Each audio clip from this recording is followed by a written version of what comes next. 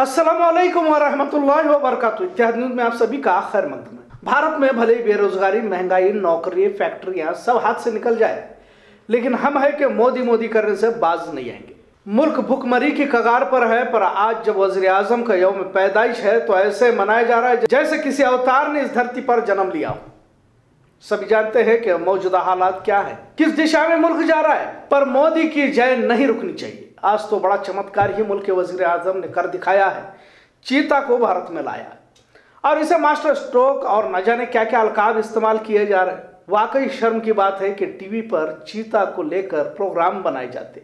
कहाँ जा रहा है ये देश? यकीनन देश का मरकजी नुक्ता मुस्लिम दुश्मनी तो है, पर क्या कोई बता तो सकता है कि आखिर इस मुस्लिम दुश्मनी में क्या मुल्क का भला हो सकता है? क्या मुल्क का वजूद मुस्लिम दुश्मनी की बिना पर बाकी रह सकता है? लिहाजा आज तो इंतहा हो गई। वजीर आजम मोदी ने हर साल 2 करोड़ नौकरियां देने के बजाय देश को चीता लाकर दे दिया। खैर, इसकी हकीकत भी कुछ और बताई जाती है। दरअसल अफ्रीका से चीता लाने का मंसूबा 2009 में बनाया गया था, पर अदालती रुकावट की वजह से नहीं ला पाए। आज जिस तरह से वजीर आजम के जन्मदिन को एक इवेंट में तब्दील करने की कोशिश चैनल वालों की जानिब से की गई, इससे शर्म भी आती है कि जबकि आम इंसान महंगाई की आग से झुलस रहा है, पर करोड़ों रुपए देकर चीता को लाने का जश्न इसलिए मनाया जा रहा है ताकि वजीर आजम के बर्थडे को भी सेलिब्रेट किया जाए। वैसे मुल्क के कई शहरों में पढ़े लिखे नौजवानों ने आज वजीर आजम मोदी के जन्मदिन को जुमला दिवस के तौर पर मनाया। भले ही इन इजलासों का कवरेज दलाल चैनल वालों की तरफ से नहीं किया गया, ये तो सच्चाई है और वो कर भी नहीं सकते, लेकिन आज नौजवानों में बेरोजगारी को लेकर गुस्सा भी देखा गया। भारत अब तक की सबसे तारीखी बेरोजगारी पर पहुंचने का शर्फ भी इसी मोदी सरकार को हासिल हुआ है। कई शहरों में पकोड़े की गाड़ी लगाकर वजीर आजम का जन्मदिन मनाया गया। राष्ट्रीय बेरोजगार दिन के तौर पर इजलासों का एहतमाम भी किया गया। वैसे सुबह से ही सोशल मीडिया पर बेरोजगारी का मौजू जेर बहस रहा। सोशल मीडिया पर आज अनएम्प्लॉयमेंट डे के तौर पर ट्रेंड किया गया, जिसको मेन स्ट्रीम मीडिया ने न दिखाने पर इनकी भी मजम्मत की गई। कई नौजवानों की तंजीमों ने मुल्क भर में आज वजीर आजम का जन्मदिन राष्ट्रीय बेरोजगार दिवस के तौर पर मनाया। कर्नाटक में इसका इतना ज्यादा असर नहीं दिखा, लेकिन उत्तर भारत के कई रियासतों में बेरोजगार दिन मनाया गया। उत्तर प्रदेश, बिहार के कई तलबाओं को पुलिस की जानिब से हाउस अरेस्ट भी किया, इसकी भी खबर हासिल है। कई कॉलेजेस में पढ़े लिखे लड़का लड़कियों ने डिग्री होने के बावजूद नौकरी न मिलने पर कॉलेजेस में जुमला दिन मनाते हुए वजीर आजम मोदी को देश से माफी मांगने की मांग की। आज एक और खास बात यह रही कि न्यूज लॉन्ड्री की रिपोर्ट, जिसमें अनिल यादव सहाफी ने अपनी बात को रखते हुए कहा कि न्यूज नेशन के लिए रिपोर्टिंग करना हो तो 3 बातों का ख्याल रखना जरूरी है, नहीं तो आपको नौकरी से निकाला जाएगा। जैसे आज चीता को लेकर मोदी की जय की जा रही है, इस तरह ऐसी रिपोर्ट बनाई जाए जिसमें सिर्फ मोदी, योगी, भाजपा की जय होनी चाहिए।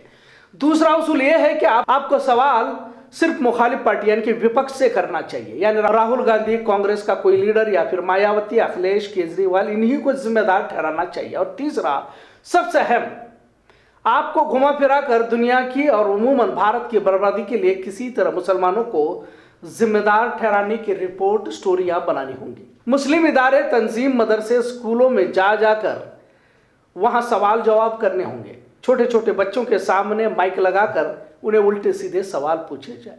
लिहाजा साहब अनिल यादव ने सहाफत की सच्चाई बयान करते हुए हकीकत को वाज़ेह किया, जिसे न्यूज लॉन्ड्री ने बहुत ही अच्छे तरीके से पेश किया है। न्यूज लॉन्ड्री की रिपोर्ट अगले वीडियो में देख सकते हैं। खैर, कहने का मतलब कैसे एक समाज को लेकर जानबूझकर गलत नैरेटिव चलाया जा रहा है। आज इसलिए भी इस बात का जिक्र जरूरी है क्योंकि आज महान वजीर आजम मोदी का जन्मदिन है। आज बेरोजगार दिन के साथ कुछ और भी बातों का जिक्र जरूरी समझूंगा। शायद भारत में अब मुसलमानों की किस्मत में आजमाइश की तवील दास्तान लिखी जाने वाली है। आखिर किस हद तक इस माशरे को आजमाया जाएगा? हर लिहाज से इम्तिहान देना पड़ रहा है। आखिर तबसरा किस पे करे, समझ में नहीं आ रहा। वैसे एक अरसे से मुस्लिम समाज का बड़ा तबका अरब ममालिक में नौकरी करने के लिए जाता है।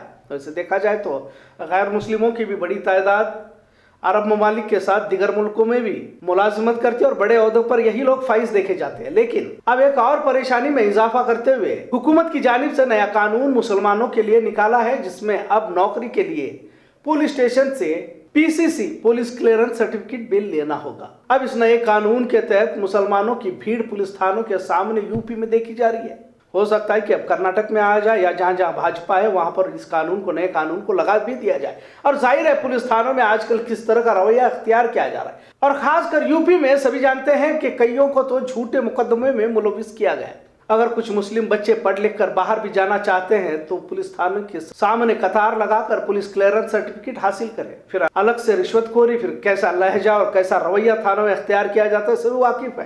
पासपोर्ट वीजा के बाद अब पुलिस क्लियरेंस की नई मुसीबत मुसलमानों की किस्मत में आ चुकी। वाज़ा रहे कि पिछले कोरोना के दौर में रिपोर्ट के मुताबिक सबसे ज्यादा नुकसान मुस्लिम समाज का हुआ है।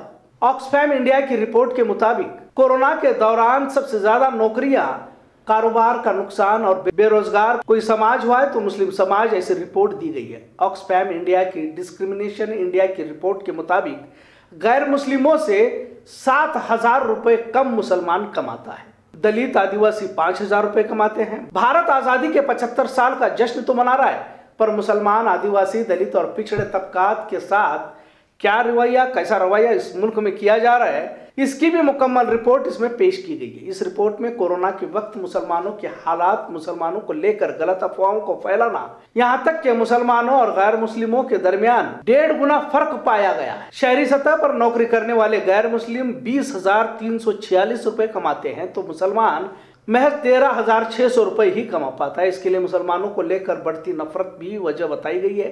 भेदभाव का बढ़ता ग्राफ मुसलमान, दलित, पिछड़े तबकात को और भी नीचे धकेलने में वजह बनता जा रहा है। खैर, आज चिता को लेकर जो तारीफ वज़ीर आज़म की जा रही है, इससे मुल्क के बदलती तस्वीर को समझने की जरूरत है। कैसे नौटंकी और बहरूपये के तौर पर हमने एक वज़ीर आज़म को पाया है, ऐसा भी अवाम की जानिब से कहते हुए देखा जा रहा है। लेकिन शायद अंधभक्ति और बेगैरती में जिस तरह गलत का साथ देकर गलत को बढ़ावा दिया जा रहा है, शायद इसकी कीमत आने वाली नस्ल तो चुकाएगी, पर मौजूदा नस्ल को शायद माफ भी न कर पाए, इतना तो जरूर है। पत्रकारिता करते हुए या यूं कहिए कि न्यूज चैनलों में काम करते हुए 16 साल हो गए हैं। कई चैनलों में काम किया। न्यूज नेशन में 2012 में आया, न्यूज नेशन से जुड़ा 2012 में, 2014 में लखनऊ आ गया, यहाँ रिपोर्टिंग करने लगा। तो 8 साल तो लखनऊ में भी हो गए और 10 साल न्यूज नेशन के साथ तो हो ही गए। तो अभी जो हालात हैं पिछले 2, 4, 5 सालों से वो बड़े भयावह हैं। अब पत्रकार कहने में शर्म आती है अपने आप को, रिपोर्टर कहने में शर्म आती है। अब तो नौकर हैं, न्यूज चैनल की नौकरी कर रहे हैं, लेकिन अब लग रहा है कि बहुत ज्यादा इनफ हो गया है और अब हो नहीं पाएगा। पेट के लिए इस जमीर को, जो अंदर का जमीर है, उसे कब तक मारेंगे, या फिर लग रहा है कि ये पूरी तरह से मर जाए जमीर, उससे पहले बचा लिया जाए इस जमीर को मरने से, क्योंकि जमीर मर गया तो शायद स्वयं भी मर जाएंगे, खत्म हो जाएंगे। तो मसला ये है कि न्यूज नेशन में साफ इंस्ट्रक्शन है रिपोर्टर्स को, सरकार के खिलाफ कुछ नहीं बोलना है, मोदी योगी के खिलाफ कुछ नहीं बोलना, भाजपा के किसी नेता के खिलाफ नहीं बोलना है। मन कर रहा है बोलने का किसी के खिलाफ या उसकी पॉलिसीज के खिलाफ, उसकी कार्यकलापों के खिलाफ, या उसका सच्चाई बोलने का बहुत मन कर रहा है, तो राहुल गांधी हैं, प्रियंका गांधी हैं, मायावती हैं, अखिलेश यादव हैं, इन सब की जितनी चाहे उतनी बैंड बजाओ।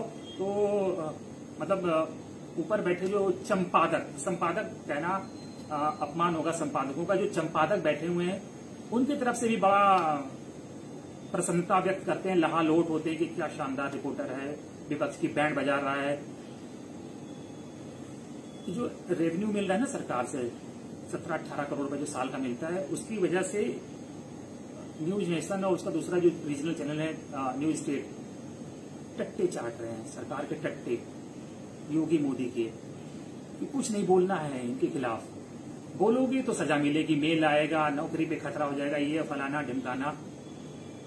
News 18, TV9, Navbharat Times, India TV, Zee News, ये तो बदनाम है। भारत में कौन किस पर जुल्म कर रहा है समझ में ही नहीं आ रहा, जबकि हुकूमत ही राष्ट्रवादी हिंदुत्व वालों की है, ऐसा कहा जाता है। मुख्तलिफ किस्म की रिपोर्ट, यहां तक अमेरिका और ब्रिटेन की एजेंसियां भी कह रही है कि भारत में मुसलमान, दलित, ईसाइयों पर हमले किए जा रहे हैं, और जब से भाजपा हुकूमत आई है इसमें इजाफा ही होता जा रहा है। पर आज हिंदू जन जागृति तंजीम की जानिब से डीसी बेलगाम को मुतालबा पेश करते हुए कहा कि मुस्लिम तंजीमों की जानिब से हिंदुओं पर मुसलसल हमले किए जा रहे हैं, खासकर एसडीपीआई और पीएफआई की जानिब से हिंदू कारकुनान पर हमले किए जा रहे हैं, लिहाजा इन पर कार्रवाई की जाए, ऐसी मांग की गई। इस वक्त हिंदू जन जागृति के कई जिम्मेदारान मौजूद थे। आज कैंप इलाके में रियल एस्टेट एजेंट के कत्ल से तनाव का माहौल देखा गया। इत्तला के मुताबिक कल रात कुछ लोगों ने कैंप फिश मार्केट के नजदीक घर में घुसकर तेज हथियारों से हमला किया, जिसमें सुधीर कांबळे नामी शख्स की मौत हो गई। मामला कैंप पुलिस थाने में दर्ज किया गया। अब तक किसी की गिरफ्तारी अमल में नहीं आई। कैंप के सड़कों पर कई हादसे हुए।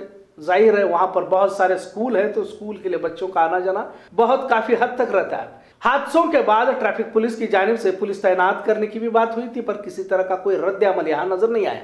तो होटल वेलकम के मालिक अब्दुल गफ्फार शेख ने खुद ही अपने कामों में से वक्त निकालकर ट्रैफिक कंट्रोल के खिदमात को अंजाम दे रहे। शायद आवाम ही ट्रैफिक पुलिस का काम करने लगे तो ट्रैफिक पुलिस का काम क्या, ऐसा सवाल भी आवाम की जानिब से पूछा जाए।